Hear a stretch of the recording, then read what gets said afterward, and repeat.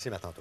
Merci bien. À plus tard. On va ajouter à cette discussion à 7h35 une nouvelle concernant Angelina Jolie, Tatiana. Oui, Angelina Jolie, une actrice que tout le monde connaît et qui doit subir une nouvelle opération. Je ne sais pas si vous vous souvenez, au printemps dernier, c'était sorti dans les médias, Angelina Jolie avait subi une double mastectomie. C'était pour diminuer drastiquement ses risques d'avoir un cancer du sein. On disait qu'elle était à risque à cause de ses antécédents familiaux.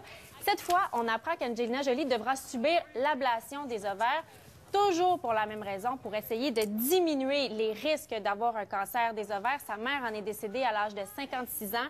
Évidemment, dans les deux cas, c'est extrêmement publicisé. Ouais. La première fois dans une lettre ouverte qui était parue dans le New York Times.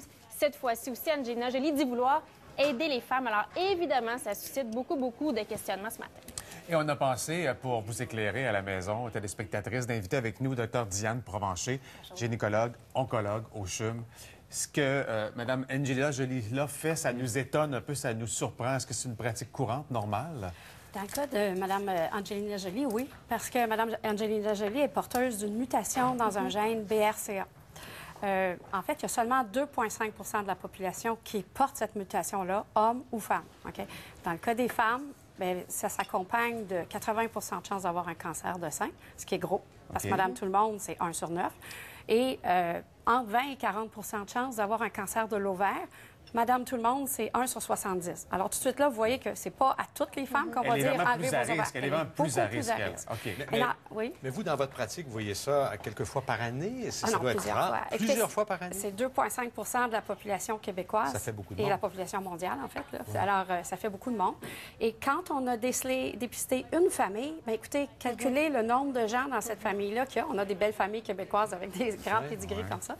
Et 1 sur 2 des membres de cette famille-là va être porteur de cette mutation-là. Fait qu'il s'agit d'identifier une famille, compter le nombre de membres que vous avez dans vos cousins, cousines, mon oncle, ma tante, du côté qui a la mutation, soit côté maternel ou paternel. Ça peut être transmis par le père, OK? Et à ce moment-là, divisé par 2. C'est le nombre de gens qui vont être atteints de cette mutation-là. Donc, toutes les femmes vont avoir des cancers de sein 8 fois sur 10.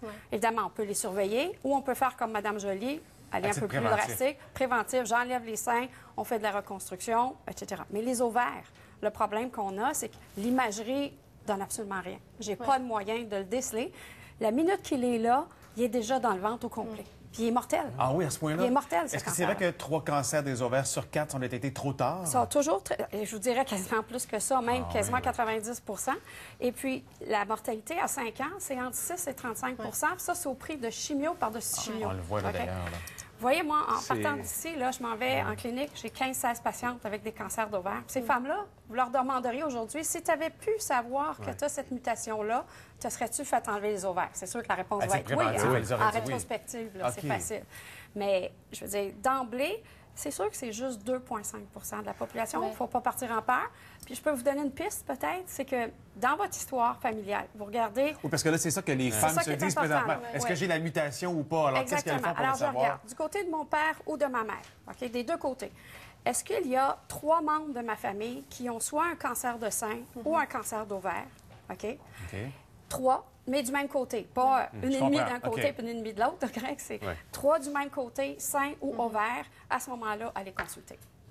C'est nouveau qu'on entende parler de mastectomie préventive, d'ablation des ovaires comme ça. Il y a quelques années, ça existait peu ou presque pas. Vous semblez dire que ce sont de bonnes décisions, mais est-ce qu'il n'y a pas un questionnement éthique à se poser? Si tout le monde fait ces tests-là, je veux dire, si des femmes dans la jeune vingtaine qui n'ont pas encore eu d'enfants se font enlever les ovaires, ça veut dire qu'elles pourront pas. Bien là, il y a une petite limite parce que les ovaires, on commence à les enlever seulement qu'à partir de 35-38 ans. Madame Jolie, je pense qu'elle est autour de ces âges-là.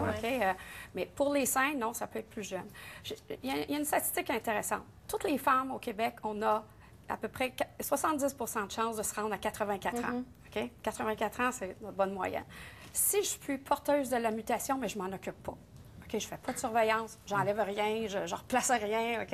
À ce moment-là, j'ai 50 de me rendre à 84 ans. C'est des gros chiffres. Mais c'est sûr que ce n'est pas tout le monde.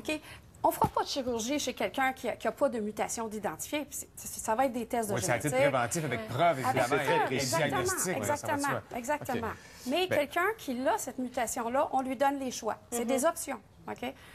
Et c'est Et c'est aux gens de se façonner de leur choisir, propre de choisir. Dr. Ouais. Provencher, je pense que vous avez répondu à plusieurs de nos questions et par le biais de nous, évidemment, à vos questions aussi, sans Ben, aucun doute. j'espère pas avoir fait peur, mais Non, il faut bien on a cibler. nuancé. Oui, Georges? Rapidement, les gens qui l'ont, quand vous le détectez, est-ce qu'ils Ouais. passent en priorité à l'hôpital? Pour nous, c'est des chirurgies faciles à faire. Comme gynécologue, oncologue, moi, je opère des cas de cancer. Vous pouvez mesurer le temps, vous Ça pouvez va, donner une bonne ça idée. se passe bien. C'est Puis pas évidemment, dangereux. c'est un type préventif. Ça, je n'irai pas d'attendre que le cancer soit là OK. non plus. là. OK, merci. Merci beaucoup. Dr.